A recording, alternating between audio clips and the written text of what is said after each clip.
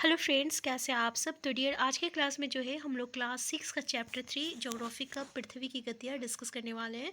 देखिए, हम लोग चैप्टर 1 चैप्टर 2 डिस्कस कर चुके हैं और उसका एमसीक्यू भी कर चुके हैं। ठीक है, तो आज का क्लास जो है हम लोग का क्लास 3 है, पृथ्वी की गतियाँ। यहाँ पे हम लोग क्लास 6 to 8 की एनसीईआरटी को कंप्लीट करने वाले हैं और साथ में एमसीक्यू भी। फिर इसके बाद हम लोग कम से कम 7 और 8 साल तक का प्रीवियस ईयर क्वेश्चन जो है सीटेट का डिस्कस करेंगे। तो देखिए, यहाँ पे जो है हम लोग हिस्ट्री स्टार्ट कर चुके हैं, जहाँ पे हम लोग 6 या 7 चैप्टर कंप्लीट कर चुके हैं।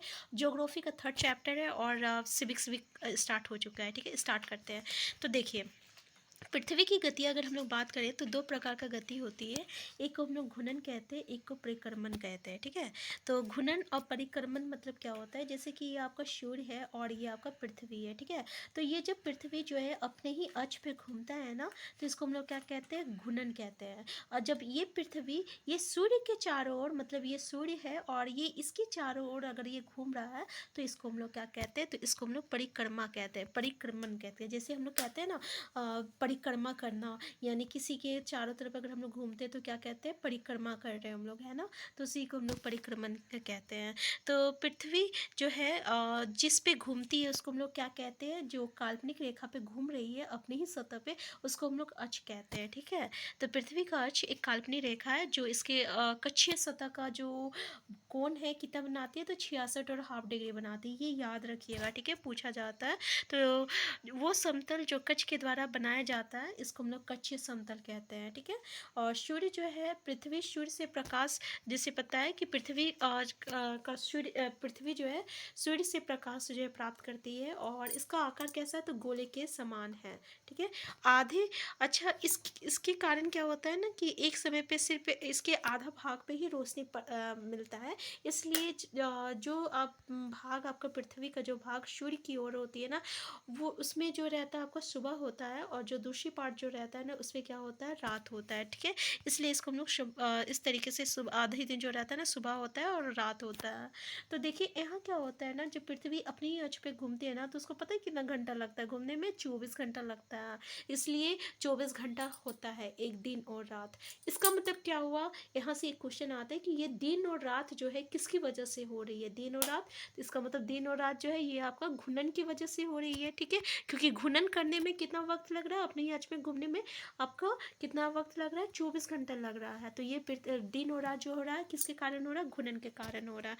लेकिन यहाँ पे देखिए, जब ये परिक्रमा कर रहा सूर्य के चारों ओर, जब ये पृथ्वी परिक्रमा कर रहा, तो पता है इसको कितना वक्त लगता है, कितना वक्त लगता है इसको, 365 दिन लगता है। इस तरीके से जब ये परिक्रमा कर रहा, कितना लग रहा है, 365 दिन लग रहा है। इसका मतलब क्या हुआ, ये जो मौसम में बदलाव हो रहा है ना, किसके कारण हो रहा है, तो ये आपका परिक्रमा के कारण हो रहा है। और यहाँ से आपको डायरेक्ट क्वेश्चन पूछा जाता है। ठीक है, तो देखिए, ग्लोब का वो वृत्त जो दिन तथा रात को विभाजित करती है, उसको हम लोग प्रदीप्ति वृत्त कहते हैं। ठीक है, यानी जैसे कि आपका देख रहे हैं कि आधी जो पार्ट होता है ना, जो कि सूर्य की ओर रहती है, उसमें सुबह होती है।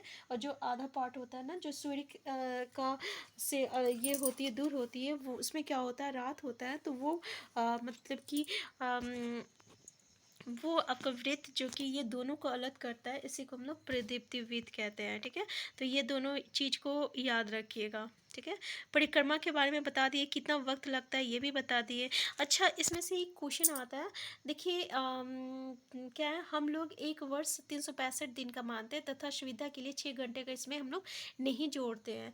ठीक है, 6 घंटे को नहीं जोड़ते हैं और यही 6 घंटा जो है मिल के जो है आपका 4 साल में एक दिन बनाता है, जो कि आपका 4 साल के बाद एक दिन आपका फरवरी में 29 दिन का हो जाता है और इसको हम लोग क्या कहते हैं, लीप ईयर कहते हैं। ठीक है, तो इसी के कारण होता है, क्योंकि 6 घंटा जो एक्स्ट्रा साल में हो जाता है उसको हम लोग अपनी सुविधा के लिए जोड़ते नहीं है और वही जुड़ जुड़ के जो है आपका एक दिन लीप ईयर में आ जाता है। ठीक है, तो लीप ईयर में कैसे आया, समझ में आ गया।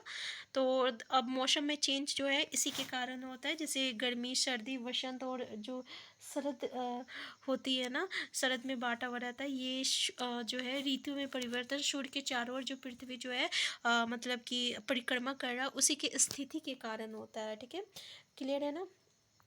यहाँ से आपका एक क्वेश्चन देखने को मिलेगा कि 21 जून को उत्तरी गोलार्ध सूर्य की तरफ झुका है। देखिए उत्तरी गोलार्ध मतलब ये होता है, ये आपका उत्तरी ध्रुव है, ये दक्षिणी ध्रुव है। तो ये जो इसको हम लोग विषुवत विदित कहते हैं, जो कि आपका दो इक्वल पार्ट में जो विभाजित कर रहा है उत्तरी ध्रुव गोलार्ध, उत्तरी गोलार्ध में और दक्षिणी गोलार्ध में। तो इसी को हम लोग विषुवत विदित कहते हैं। तो ये जो आपको उत्तरी गोलार्ध जो है ना, अगर सूर्य की तरफ कब झुका हुआ है, तो 21 जून को झुका हुआ है।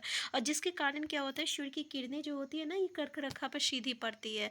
और इसी का परिणाम स्वरूप क्या होता है कि यहाँ पे ऊष्मा अधिक होता है, और ध्रुव के पास वाला क्षेत्र क्या होता है, उसमें कम ऊष्मा होती है, और वहाँ सूर्य की किरणें तिरछी पड़ती है। ठीक है, तो उत्तर ध्रुव सूर्य की तरफ झुका होता है, तथा उत्तरी ध्रुव रेखा के बाद वाले भागों पर लगभग 6 महीने तक लगातार दिन रहता है, और उत्तरी गोलार्ध के बहुत बड़े भाग में सूर्य की रोशनी प्राप्त होती है। इसलिए विषुवत वृत्त के उत्तरी भाग में गर्मी का मौसम होता है। ठीक है, और 21 जून को इन क्षेत्रों में सबसे लंबा दिन होता है तथा सबसे छोटी रात होती है। और पृथ्वी की इस अवस्था को हम लोग उत्तर अयनात कहते हैं। समझ में आया? कहने का मतलब है कि उत्तरी गोलार्ध सूर्य की तरफ झुका हुआ रहता है, इसलिए सूर्य की जो रोशनी होती है, सूर्य की किरणें जो रहती है, कर्क रेखा पर सीधी पड़ती है, इसलिए वहाँ पे अधिक ऊष्मा प्राप्त होता है। तो इस तरीके से 6 महीना जो रहता है लगातार आपका दिन रहता है। कहाँ होता है? तो उत्तरी गोलार्ध में होता है, बहुत बड़ा उत्तरी गोलार्ध में जो रहता है आपका 6 महीना दिन होता है। ठीक है, तो इसलिए विषुवत वृत्त का जो आपका उत्तरी भाग में जो है, जैसे ये विषुवत वृत्त है। ठीक है, तो इसका जो उत्तरी भाग में जो है गर्मी का मौसम होता है, और 21 जून को क्या होता है कि इस क्षेत्र में जो है सबसे लंबा दिन जो है आपका होता है। ठीक है, तथा सबसे छोटी रात जो है आपका होती है। तो याद रखिएगा, 21 दिन को सबसे लंबा रात होता है और सबसे छोटी दिन होती है, सॉरी, सबसे लंबा दिन होता है और सबसे छोटी रात होती है। कब होती है? 21 जून को आपको पूछा जाता है, बताइए कौन सा दिन है जिस दिन सबसे लंबी रात होती है और सबसे लंबा दिन होता है, सबसे छोटी रात होती है। तो वो 21 जून को होता है। ठीक है, और इस अवस्था को हम लोग क्या कहते हैं? उत्तर अयनात कहते हैं। ठीक इसके अपोजिट 22 दिसंबर को क्या होता है? दक्षिण ध्रुव। ये तो उत्तर ध्रुव का बात था, अब दक्षिण ध्रुव का बात करते हैं। ठीक है ना, सूर्य की ओर जो रहता है झुका होता है, और इसी के कारण जो रहता है मकर रेखा पे। अब देखिए, हम आप लोग फर्स्ट चैप्टर में डिस्कस किए थे कि अगर विषुवत वृत्त का जो दक्षिण भाग में रहेगा तो इसको हम लोग मकर रेखा कहते हैं, और अगर वो विषुवत वृत्त का उत्तर भाग में रहता है, जो आपका अक्षांश होता है, उसको हम लोग कर्क रेखा कहते हैं।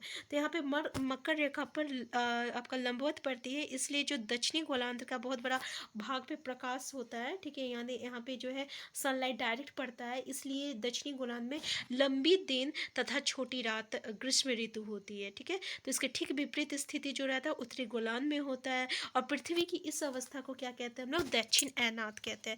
क्लियर है ना? दक्षिण अयनात और उत्तर अयनात में कब होता है? तो दक्षिणी अयनात और उत्तर अयनात किसको कहते हैं? ठीक है, ये क्लियर हो गया। तो कब होता है आपका? 22 दिसंबर को होता है। ठीक है, 22 दिसंबर को। तो देखिए 21 मार्च, अब देखिए यहाँ पे दो चीज़ और इम्पॉर्टेंट है आपका। 21 मार्च और 23 सितंबर को सूर्य की किरणें जो है विषुवत वृत्त पर सीधी पड़ती है, और इस अवस्था में कोई भी ध्रुव जो है सूर्य की ओर नहीं झुका होता है, इसलिए पूरी पृथ्वी पर रात एवं दिन बराबर होता है, और इसे विषुव कहते हैं। विषुव किसको कहते हैं? विषुव किसको कहते हैं, इससे पहले देख लीजिए कि 21 मार्च और 23 सितंबर को सूर्य की किरणें विषुवत वृत्त पर क्या होता है? सीधी पड़ती है, और ध्रुव की ओर जो रहता है सूर्य मतलब कि ध्रुव जो है सूर्य की ओर नहीं झुका हुआ रहता है, इसलिए यहाँ पे दिन और रात जो रहता है ये आपका बराबर होता है। इसलिए क्या होता है? दिन और रात जो रहता है ये आपका बराबर होता है। ठीक है, क्लियर है ना? और इसी को हम लोग क्या कहते हैं? विषुव कहते हैं। जब दिन और रात बराबर रहता है उसको हम लोग क्या कहते हैं? विषुव कहते हैं। नेक्स्ट है आपका 23 सितंबर को उत्तरी गोलार्ध में शरद ऋतु होती है, और जबकि दक्षिणी गोलार्ध में वसंत ऋतु होती है। जबकि 21 मार्च को स्थिति इसकी विपरीत होती है, उत्तरी गोलार्ध में वसंत ऋतु होती है और दक्षिणी गोलार्ध में शरद ऋतु होती है। यहाँ पे कन्फ्यूज़न होता है, इसलिए ना इस चीज़ को क्लियर रखिएगा कि किस दिन क्या होता है। ठीक है, तो याद रखिएगा कि 23 सितंबर को उत्तरी गोलार्ध मतलब यहाँ पे, ठीक है, उत्तरी गोलार्ध में 23 सितंबर की बात करें, उत्तरी गोलार्ध में क्या होती है? शरद ऋतु होती है, और जबकि दक्षिणी गोलार्ध में क्या रहेगा? यहाँ पे वसंत ऋतु होगा। और ठीक इसके अपोजिट 21 मार्च को क्या होगा? उत्तरी गोलार्ध में क्या रहता है? वसंत ऋतु होता है, और दक्षिणी गोलार्ध में क्या रहेगा? शरद ऋतु रहता है, मतलब एक दूसरे के अपोजिट होता है। ठीक है, तो यहाँ से आपका 4-5 क्वेश्चन, बस छोटा चैप्टर है लेकिन यहाँ से क्वेश्चन जो है आपका हमेशा बनता है, और एक दो तो आपका ये डेट से बनता है, और एक घूर्णन और परिक्रमण से बनता है, ठीक है ना। और एक दिन और रात से बनता है। मौसम के परिवर्तन किसके कारण होता है, इस सबसे क्वेश्चन आपका यहाँ से बनता है। तो ये चैप्टर हम लोगों का कंप्लीट हो गया। नेक्स्ट क्लास में इस चैप्टर से रिलेटेड हम लोग एमसीक्यू क्वेश्चन करेंगे, और ऐसे क्वेश्चन जो कि आपका सीटेट में अभी तक पूछे गए हैं। तो हम फिर मिलते हैं नेक्स्ट क्लास में। चैनल में नए हैं, चैनल को सब्सक्राइब कर लीजिएगा। वीडियो हेल्पफुल होगा तो लाइक शेयर करना मत भूलिएगा। अगर कोई क्वेरीज होगा डियर तो कमेंट बॉक्स में ज़रूर बताइएगा। Thank you.